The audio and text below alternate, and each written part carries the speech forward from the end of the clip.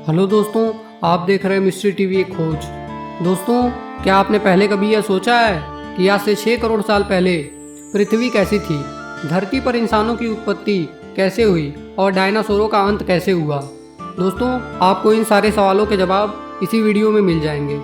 यह उस समय की बात है जो कि आज से 6 करोड़ 50 लाख साल पहले, जब पृथ्वी के साथ एक खगोलीय घटना घटी थी जिसने पृथ्वी को पूरी तरह से धूल के बादलों से ढक दिया। इस भयानक विस्फोट से इतनी अधिक मात्रा में रेडिएशन उत्पन्न हो रहा था कि इसके 800 किलोमीटर के दायरे में आने वाले सभी जीव जंतु इसके लावा में पूरी तरह से तब्दील हो चुके थे। इस भयानक घटना से पृथ्वी पर मौजूद 90% प्रजाति का खात्मा हो चुका था।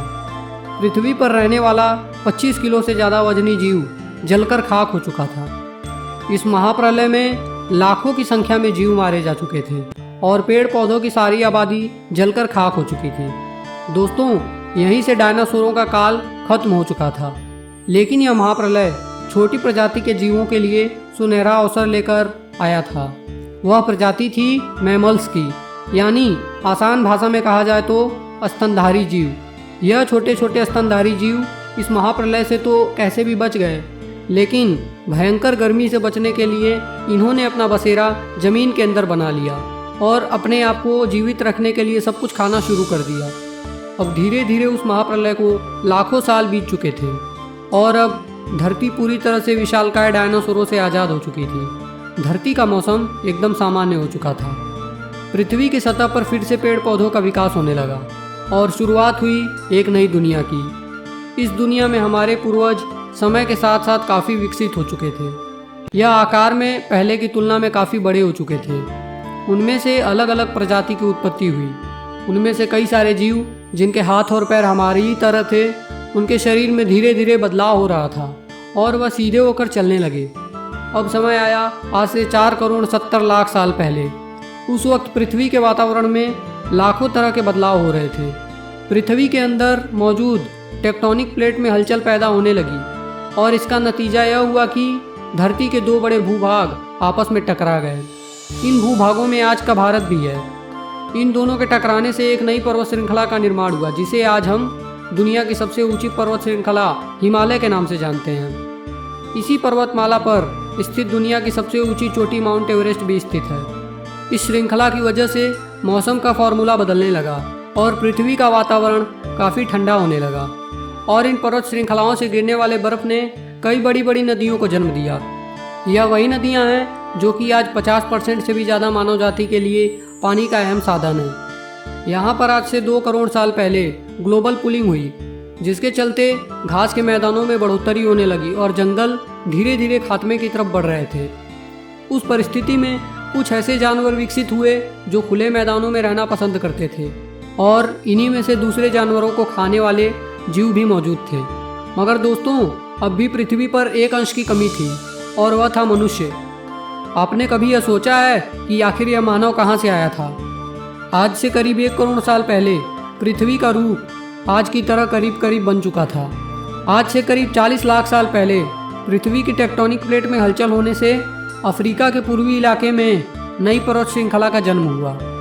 यह अफ्रीकन पर्वत श्रृंखला यहाँ पर आने वाले मौसमी हवाओं के लिए अवरुद्ध बनकर खड़ी हो गई, जिसकी वजह से यहाँ का वातावरण पूरी तरह से बदल गया और इन जंगलों में बारिश आनी बंद हो गई। इस विशालकाय जंगल में निवास करने वाले एप्स, जिन्हें पेरुला पिथिकस के नाम से जाना जाता था, इनका निवास स्थान पेड़ों पर था।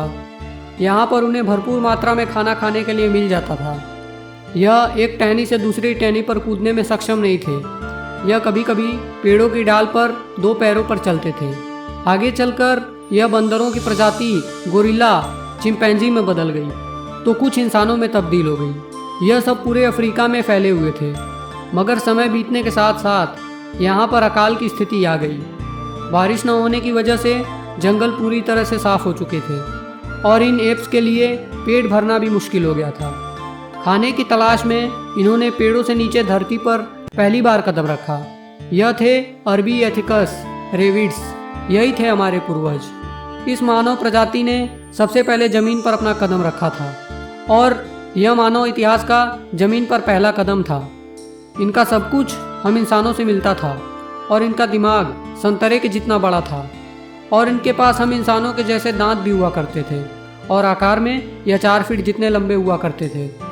कई हजार सालों के विकास क्रम के बाद उन्होंने अपने 2 पैरों को चलने के लिए सक्षम बना लिया था, जिस कारण ऊर्जा भी कम खर्च होती थी। 2 पैरों पर चलने की वजह से यह काफ़ी लंबी दूरी तक अपनी नज़र घुमाकर देख सकते थे। साथ ही साथ उनका दिमाग भी बुद्धिमान होता जा रहा था। समय बीतता गया और विकास की प्रक्रिया लगातार चलती रही।